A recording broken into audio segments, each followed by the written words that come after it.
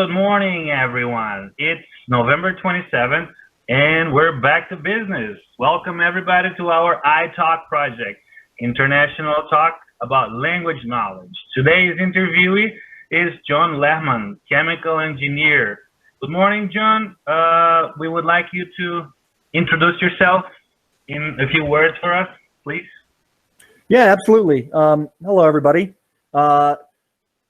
Like that was just mentioned, my name's John Lehmann. I currently live just outside of Chicago, right on the southernmost point of Lake Michigan.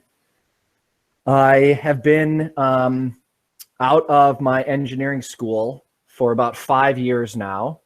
And yeah, it's been a great experience. I currently work as a contractor in heavy industry at refineries, oil refineries, steel mills, and large food processing plants. So I have my chemical engineering degree from Purdue University. Yeah, and that's a pretty good summary for now. Okay, so our first question comes from Wendell. Go ahead, Wendell. Good morning, John. My name is Wendell. I love chemical.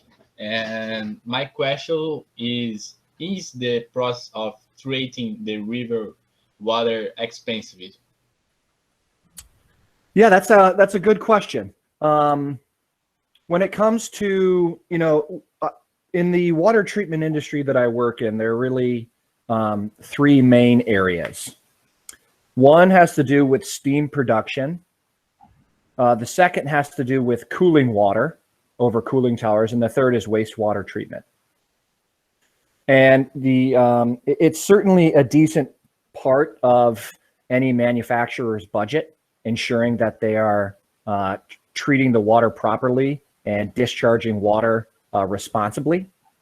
But it's certainly not a large enough portion of their budget to be any hindrance to their profitability, if that makes any sense.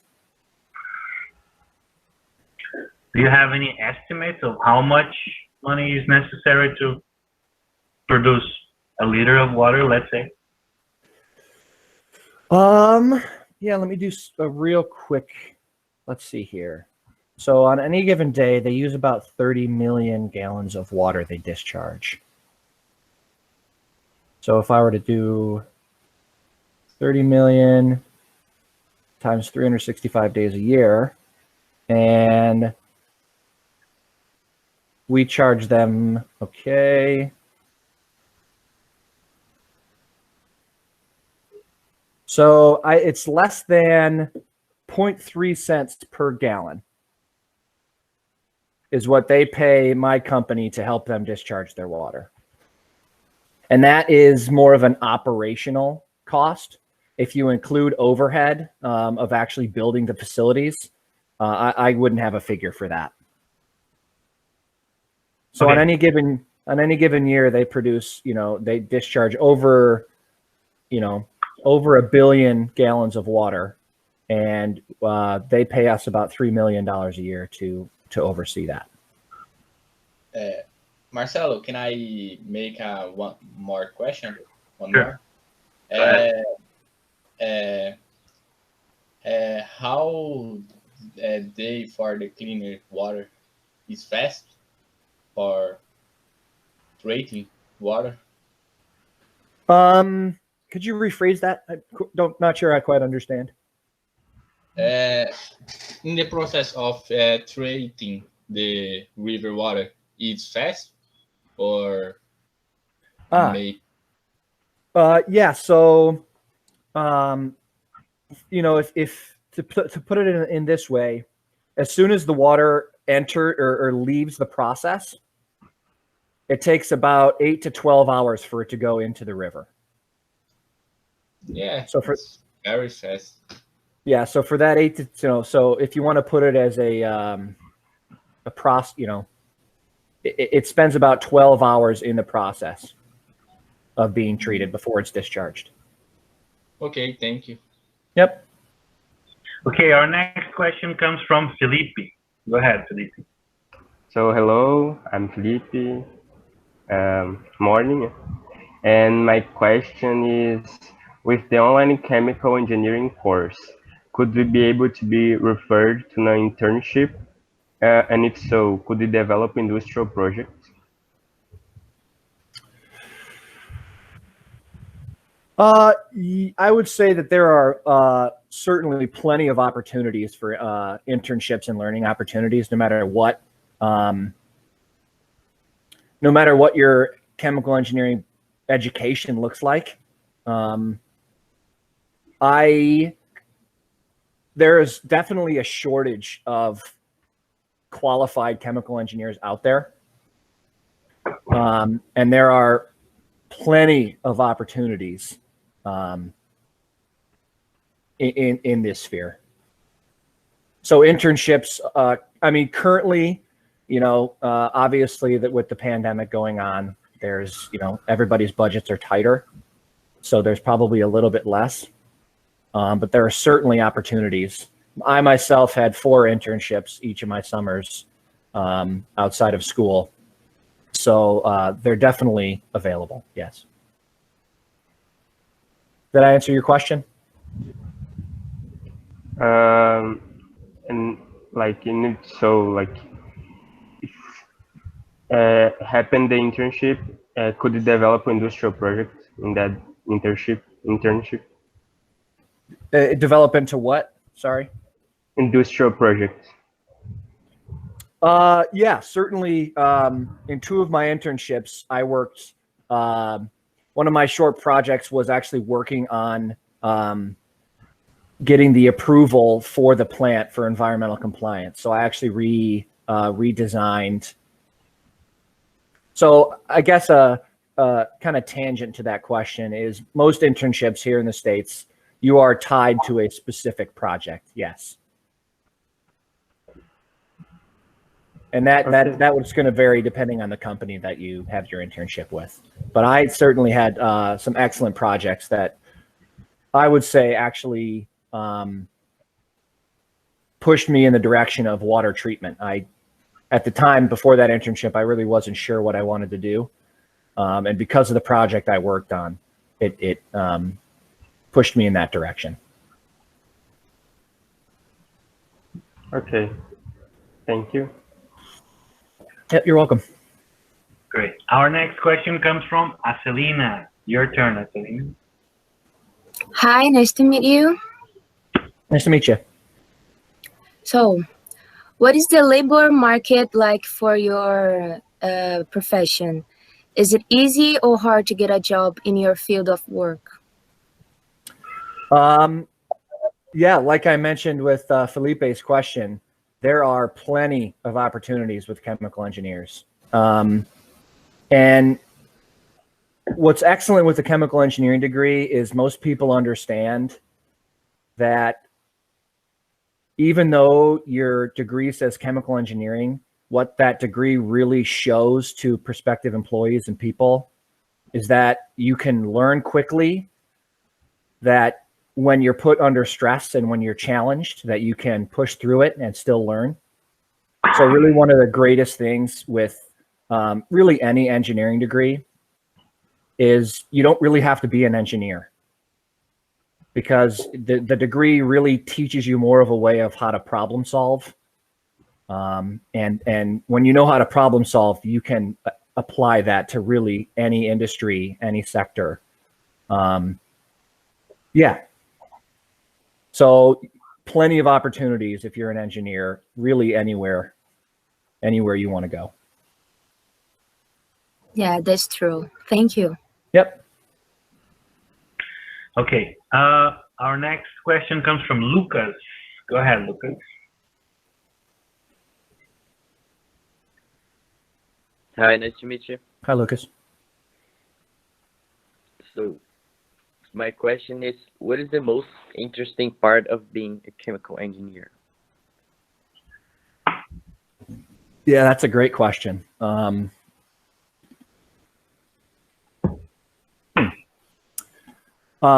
I think part of it lies with the answer to Acelina's question. Really being able to keep my options open as far as what I want to do. If, sometimes it's really hard to have a clear goal of where you want to be professionally. And so having that degree allows for changes if that's what you're looking to. If you are in a situation and you thought it was going to be something else and it didn't turn out the way you thought, the options to jump ship and try something different are there. In my current role, my favorite part and the most interesting part is that every day when I wake up to potentially a different problem to solve. And I may go into a day with a certain agenda of getting things done and certain things I have to get done. And that may be totally thrown out the window the minute I get to my office. And it really keeps you on your toes and it keeps you thinking. And I love solving problems, and I think I'm in a good spot for it. So for me, to boil it down, it's problem solving and flexibility would be my two most interesting parts of my job.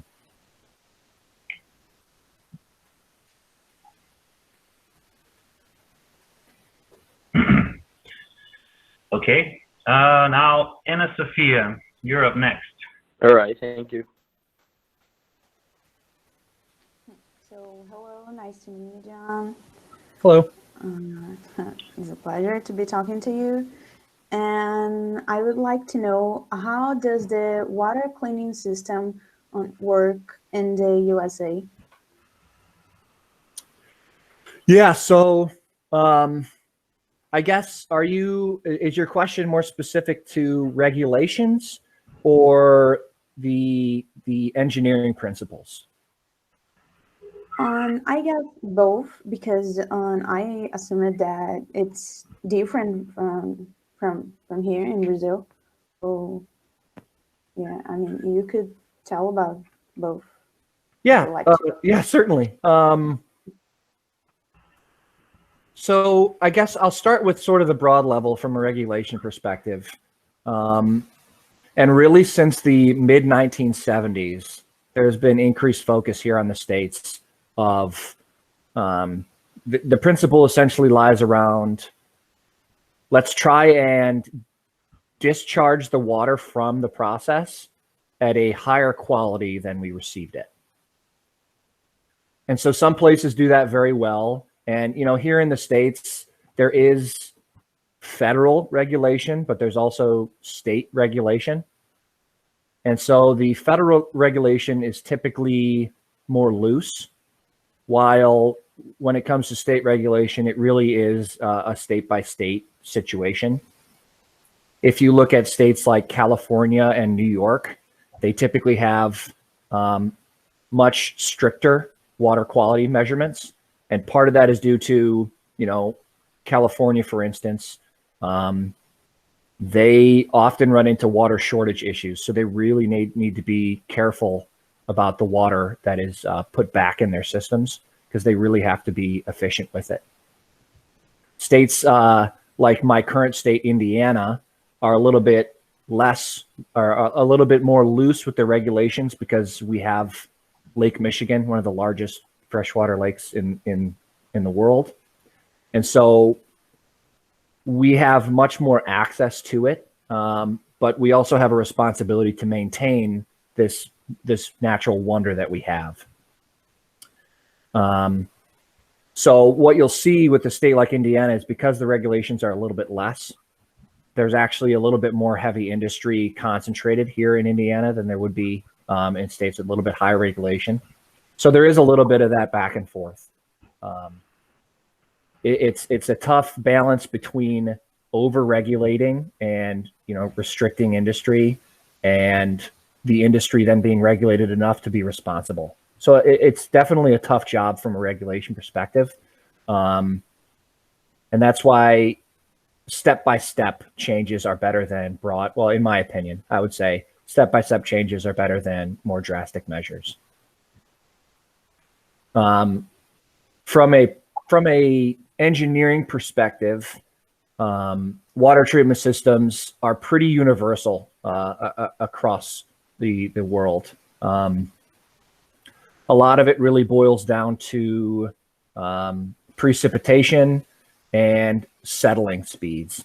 So pretty much anywhere in the globe, you're going to find just giant settling basins, you know, different shapes, different sizes. But the engineering principle is let's precipitate whatever's in the water and let's let gravity pull it to the ground and remove it from the system. And that's really oversimplified, but that's essentially what you'll see anywhere in the globe.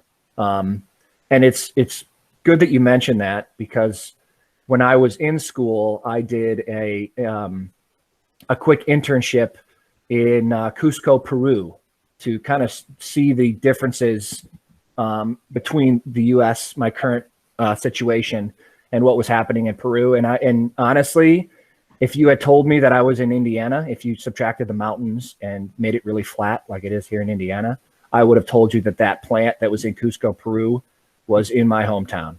They were that similar as far as a design and engineering perspective. Okay, thank you. That's pretty nice. Okay, our next question comes from Juliana. You're up next, Juliana. Hi, good morning. Morning. So, good morning. I know that your father is also a chemical engineer.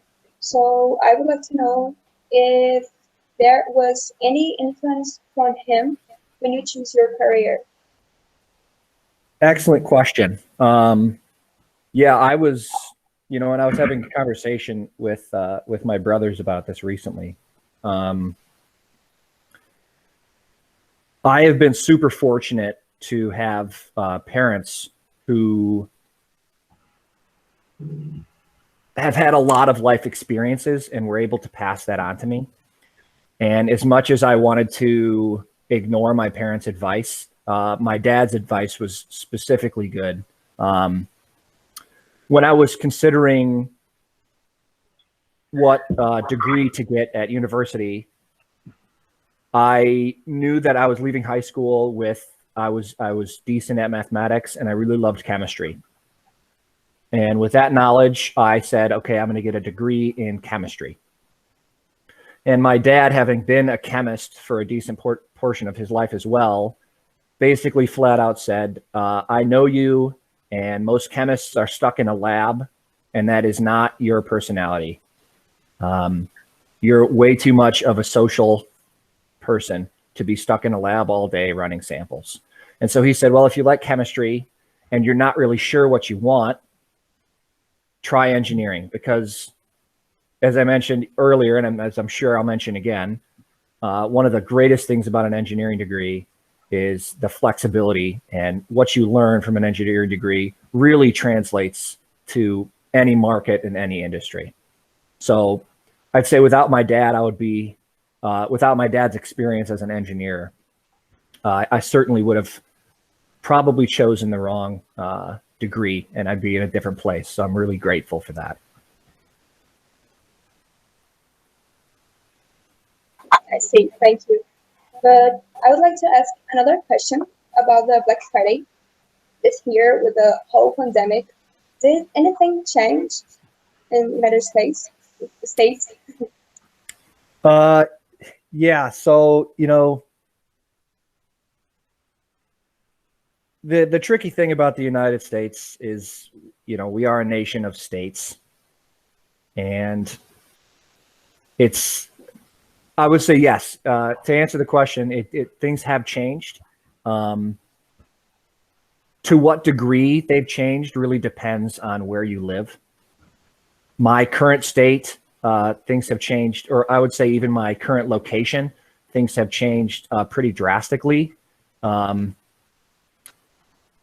Mainly because we live near, we live within a 30-minute drive of Chicago.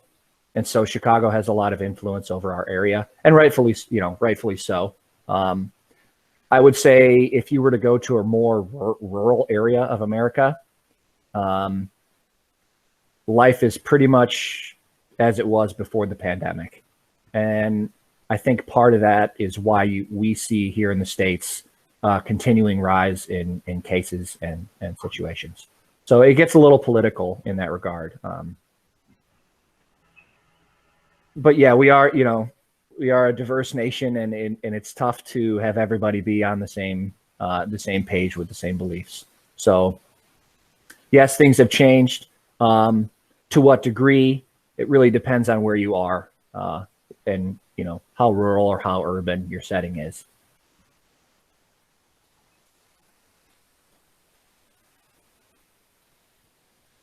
Okay. Our next question comes from Mario. Good morning, John. I'm Mario. Nice to meet you. Morning, Mario. And Julian started talking about pandemic, and I need to know more about your job. What changes have been made to keep you working normally? Normally, no, but you got it. Yes. Yeah, our company has been very good with response and making adjustments through working through the pandemic. So my current role actually has a lot of customer focus. So on a normal day, I would be interacting socially a majority of my day.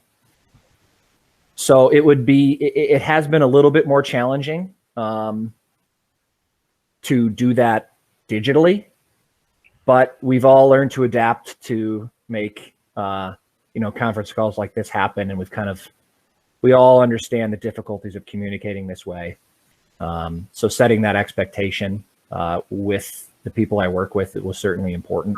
And our company has done a really good job of providing us with personal protective equipment, and allowing us to work from home, which sounds kind of interesting when I say it that way, like they gave us permission to be safe by working from home. But truly that isn't the case with all the different corporations here in the United States. So I've certainly been blessed in that regard. But it's definitely been challenging. But we kind of adapt and overcome our challenges, and it's just a different problem we have to work through. And as an engineer, problem solving is what I do. So I just had to apply what I learned and to a different problem. Okay, thank you. Okay, Larissa, you're up next. Hello, good morning. You said that with the chemistry engineer degree, you can work in various areas, but what are the main fields? Yes, great question. It really boils down to, I would say, 3 or 4 main categories. One of the first and most obvious is working with anything petroleum, oil-based. Working at a refinery, at an oil field, working at a plastic manufacturer. Really important. What really diversifies a chemical engineer from a mechanical engineer or an electrical engineer or a computer engineer, et cetera, is 1 or 2 different courses that really focus on reaction engineering. And that really comes into focus in oil production. And then the secondary version is pharmaceuticals. So, anything from basic, anti-inflammatory medicine all the way up to vaccine production. And then the last 2 would be water treatment is a large one for chemical engineers. And then the last one would be food and beverage manufacturing. So surprisingly enough, there is a large amount of chemical engineering in brewing, in in creating alcohol, in making Coca-Cola. There's a lot of rooms to go wrong. And when you need to make, 1 billion gallons of Coca-Cola exactly the same, there are some interesting challenges that need to be solved. And it takes a really intensive education that chemical engineers are uniquely have. So to summarize that, it'd be oil, pharmaceuticals, drug manufacturing, water treatment, and then what we call here in the States, food and beverage manufacturing. There's a lot more than what I thought. That's interesting. Okay, Wendell, you have another question. All right. So my question is, could you tell us how was your experience in college? Yeah, that's a great question. College is a very unique setting. It's tough to summarize quickly, but I'll do my best. And the kids that are about to go to college, it's their last year in high school, so it's gonna be really interesting to hear that. Yeah. Oh, absolutely. Yeah. Yeah. So it is both amazing, stressful, challenging, and from a learning perspective, you learn not only academically, but you learn socially, and you learn mostly about yourself and how you handle different situations. So I chose, chemical engineering is certainly, and really any engineering discipline for that matter, is certainly not easy. And up until my degree, I really hadn't personally been challenged from a academic perspective. And so when I got to Purdue, I was immediately challenged academically. And that was a really, really hard lesson to learn. And to be honest, I did fail a class when I was at Purdue. And it was at that time, it was the first time I'd really failed at something. So it was really, really hard. And I was really hard on myself. But fortunately, I had my parents and my brothers and my friends who said, essentially, look, you are in one of the most challenging settings. So pick yourself up by your bootstraps and learn how to fail, because this will not be the last time that you put your full effort into something and you don't get the result that you want. And so learning how to fail for me was probably the largest takeaway I took away from my college experience, learning how to be okay and learn from why you failed and how to not do it again. And then also beyond that, I came from somewhat of a small town where I grew up. And so going to a large university really broadened my understanding of, different people, learning about how different people can be. And yet, even though we are so different, how we are all so still the same. There is so much more that people have in common internationally, across the country, etc. There's way more that people have in common than that they have apart. And so it was a little bit of culture shock seeing so many, Purdue is a large university, so seeing so many international students and international student events and learning about different cultures and really how different they are. But really when you start and sit down and you have a meal and you just really hang out with these people across the world, you realize that even though the cultures seem so much different, everybody underneath the skin is really the same. And it was really awesome to do with that. So from a social perspective, I would say that's the most I learned at Purdue, was how to be with people. And it was just excellent. And it's a really unique time.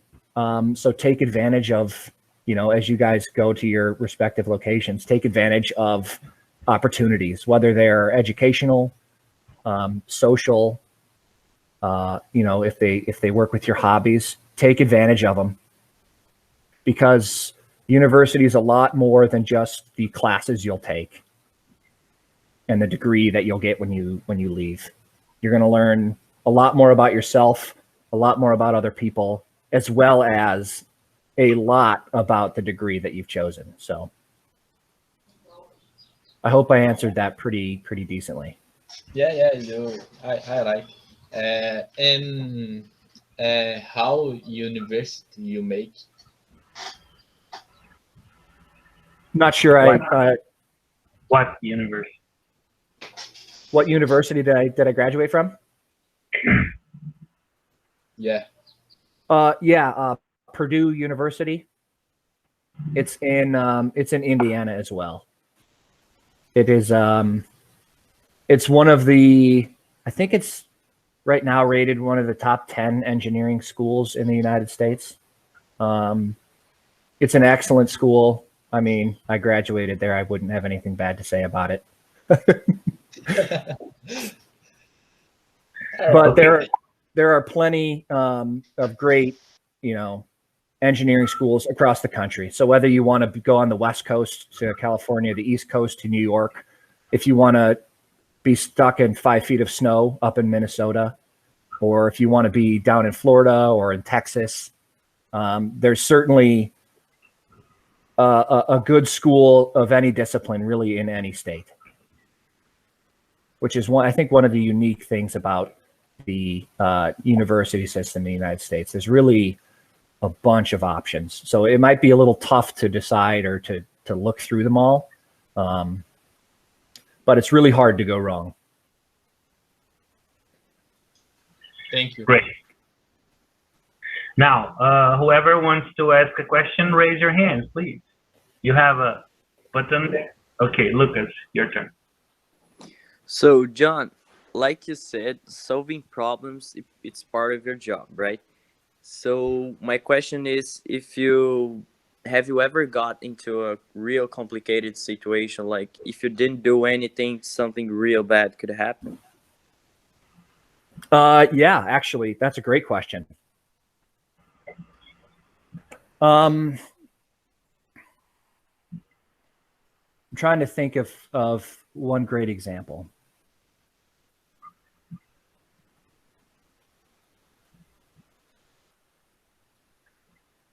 So it may have made its way down, internationally, but I think it was the summer of 2019, and that's actually at the facility that I worked at. There was a cyanide spill at the steel facility that I worked at, and it ended up killing, I think, several thousand fish in one of the local rivers. So it was a big deal. And part of our task as the contractor for the steel mill is to help them with their, to make sure they maintain their wastewater permits. That situation had to be fixed immediately. And really nobody knew it was a problem until after it was a problem. And so unfortunately, in a lot of those situations, when it comes to wastewater, sometimes they just have to stop discharging the wastewater. And ultimately what that means is that they have to shut down the facility. They have to shut down production because the production creates the wastewater. And if you have nowhere, if it's not leaving and you have nowhere to store it, you can't create more, or else so, and that's really, to go tangent to your question there, that is really one of the points of leverage that we as a company use. If you mismanage your wastewater treatment and you don't put enough investment into it, ultimately it's going to affect your production. And if you're not producing, you're not making money, but you're still spending money on your personnel, on your facility, on the land that you own. And so really ensuring smooth operation in that perspective ensures smooth production. So there have been times where things had to be done now, And you really have to, for me personally, you have to rely on your gut feeling of a situation based on the educational and experience that you've had. And that can be unsettling sometimes, because feeling sure of your decision making, especially, you know, I'm still under 30. So as a young engineer with, you know, 5 or so years of experience, it's tough to confidently make that decision. But to a certain point, no decision is worse than the wrong decision. So it's really situational. I hope I answered that okay. That was kind of I kind of beat around the bush on that question, but Yeah, you did. Thank you. yep. Juliana, you're up next. And put your hand down. Okay. So I know that you lived in Chicago, but don't you miss there? Because it's a great city. It's beautiful. Don't you miss living in there? I think you broke up there a little bit. Did you ask me what it's like to live near Chicago? Yes, if you don't miss living in there, Chicago. Yeah. It's Chicago is unique because it goes from being very dense to very rural and agricultural very quickly. So one of my favorite things about Chicago, so even just living 30 minutes outside of one of the largest cities in the United States, just 30 minutes outside the city, it's pretty much all corn and soybean fields. So when I get bored of corn and soybean fields, which is very frequently, very quickly I can get into the city and enjoy all of the wonderful things that cities provide. You know, culture, theater, museums, excellent food. And then when I get annoyed of the density and the traffic and the noise of a city, very quickly I'm outside the city in a nice national park, taking a nice hike, or with a beautiful sunset, etc. So it's unlike a lot of the other major cities here in the United States in that regard. And then, of course, we have Lake Michigan, which is near and dear to my heart growing up here. Any chance I can get out on the water and relax or water ski or fish, it's excellent. Okay, now Pastor Hector has a question. Hello, John. How are you? Hey, Tor, doing well. It's very nice talk to you again. It was a great pleasure. I met you 2 years ago at your father's house. Mm-hmm. Yep. And well, give my hug to your father Scott and to your mother Joanne also. They Absolutely. are very special. Yes. Was a great time with you.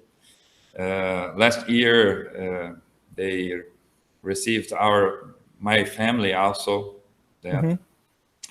Well, I have 2 questions. It's very great to have you here with us, with our students.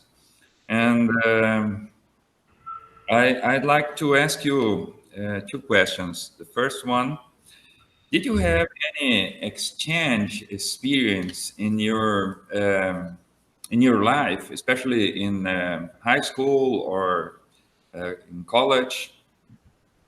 Could you talk about it?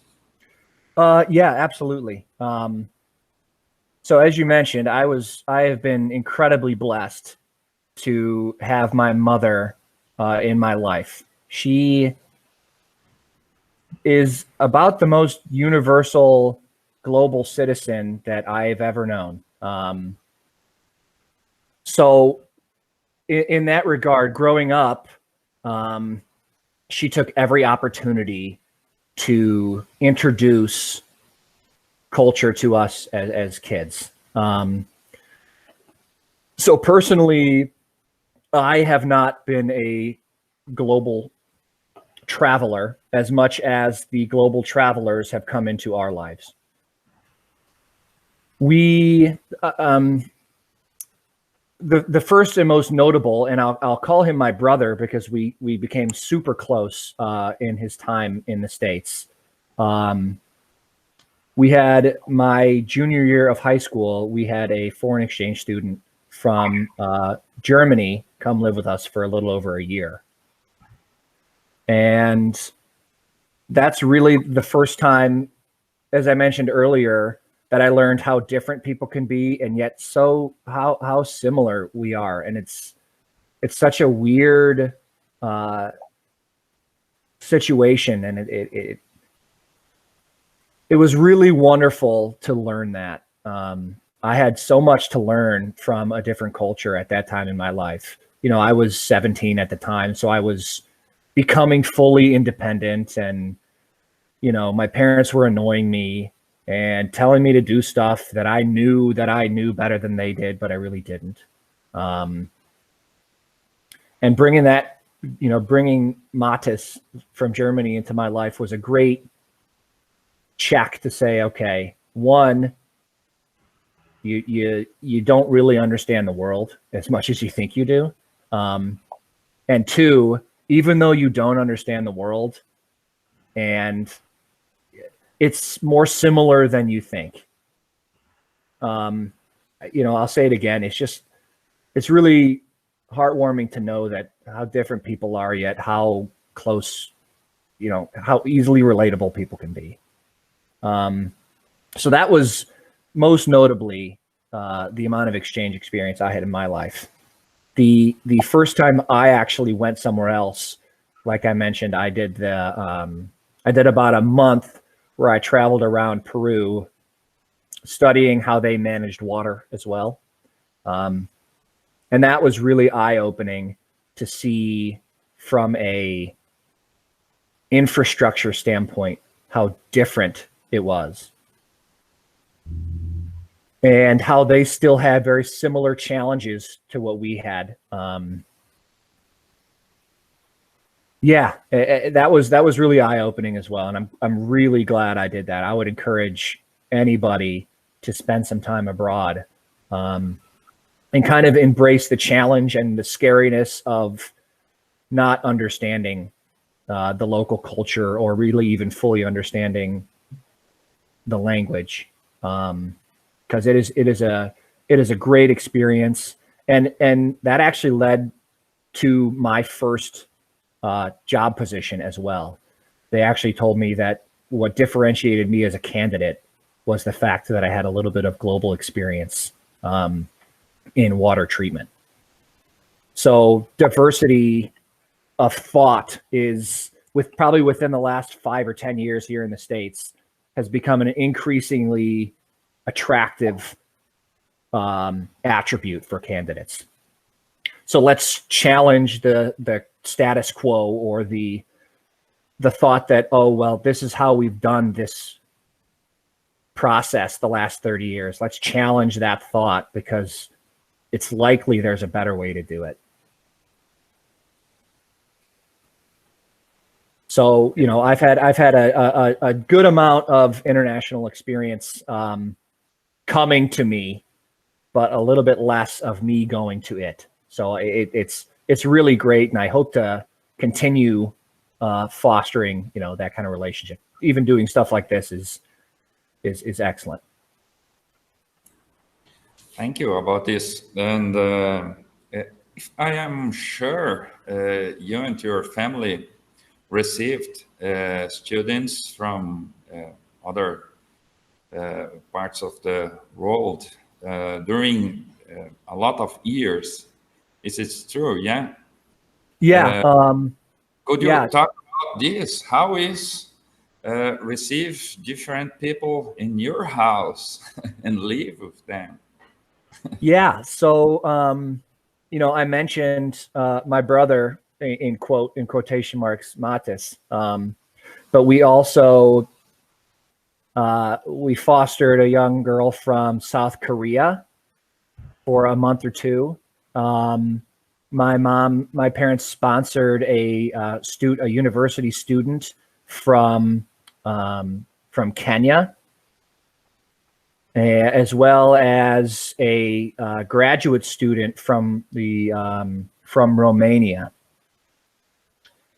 And my parents tell stories of hosting these people from all across the globe, and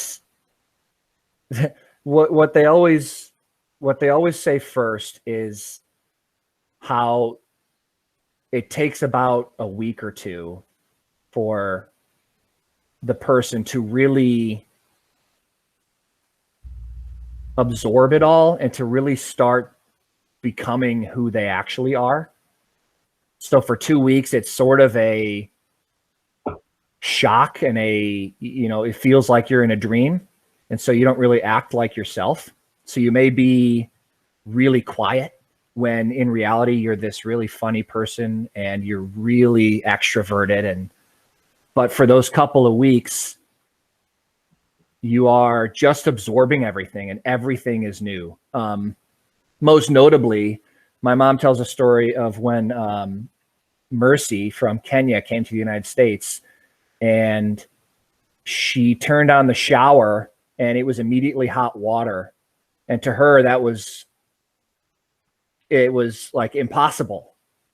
And so she was just so enamored with this hot shower that she would shower like 5 or 6 times a day just to get the hot water.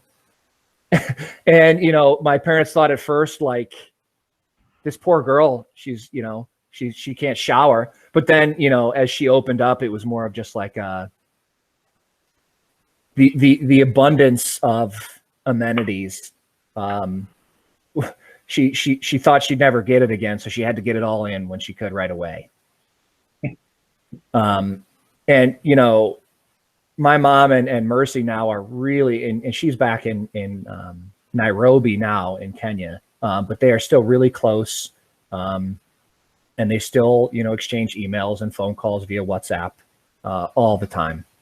And so again, it's I've met several people from all different kinds of cultures: Germany, Ukraine, Kenya, Aitor's family from Brazil. My brother has had friends from Venezuela, South Korea, Japan. And it harkens back to, again, that the cultures can just seem so vastly different. But, I'll sound like a dead horse here. Everybody is just so similar. It's really, down at the core of who most of us, the vast majority of us are, we are all very similar. And so it's enlightening, and it feels good to know that no matter where you are in the world, there are people that are like you, no matter how different they seem. Okay, let's have one more question. One question more, please. Yesterday was Thanksgiving Day, and for us in Brazil, it is not so common like in the US this day. Could you talk about this date and its importance to the US people, please? Yeah, definitely. First, I would say that Thanksgiving is probably one of the few holidays here in the United States where there's really no expectation of buying anything. America is very capitalist driven. It's a lot about items and things. And the beauty of Thanksgiving is it's really the one holiday here in the States that is widely accepted as the only thing that matters is family. And for a lot of Americans, their sons and daughters and fathers and aunts and uncles live thousands of miles apart. And Thanksgiving is probably one of the few holidays where everybody travels, minus this year. Everybody travels to be with family in person. And, you know, as I'm sure you guys will learn or already have learned, sharing a meal with somebody is one of the greatest ways to commune with them, and really share a moment together. And it seems kind of trivial that it's just a meal, but I think it has a little bit more meaning than just the food that you eat. When you commune, when you talk to each other, when you're all full and happy together, it's a unique feeling. And you know, that's really what Thanksgiving is all about, is catching up, you know, relaxing, slowing down a little bit. And then it's immediately followed by the holiday called Black Friday, which is go shop and buy all the things you want, which I'm not a huge fan of myself, but it's one of the more unique holidays here in the United States. And it's one of the few days a year that we can really slow down and concentrate on our family. Okay, I would like to ask just one more thing. Could you give us your testimonial about our project and leave a message for our students who are about to embark on the journey of going to college? Absolutely. Yeah, college is an excellently unique place. You know, my mom puts it this way. My mom is 61 years old, and she says, from a social perspective, she still feels, and from a maturity perspective and a morals perspective, she still feels like she's in college. It's going to have a profound impact on the way you see the world, the way you see yourself, and what you learn about yourself. Take every opportunity to be vulnerable, to try things that you've probably not seen before or experienced before. I encourage you. There are few places in your life and times in your life where being so vulnerable will be so safe. So my challenge to all of you guys is to take the reins of the next couple years of your life as you go to college and really embrace it and get the most out of it. It is very unique, and it is really formative, and it is really fun, and it'll be gone as soon as you feel like you moved in. It'll be over. So, you know, remember it, take advantage of every second, stop to consider how fortunate you are to have a secondary education. And it's really a launching off point for the considerable next portion of life. Okay, thank you very much, guys. A round of applause. And yeah, that's it for today.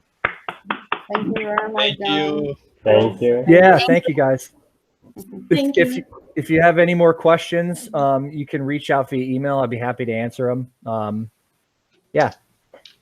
I think Marcella and Aitor have my email. So if they wanted to let you guys, you could go ahead and let them have it, and I'll answer questions if you guys need it. Okay, so thank you very much for your attention. And yeah, we really enjoyed it. All righty. Thanks for the opportunity, guys. I appreciate it. It's very fun. Thanks. All righty. Thank you. Enjoy your day. Yeah. Bye, everybody. Bye.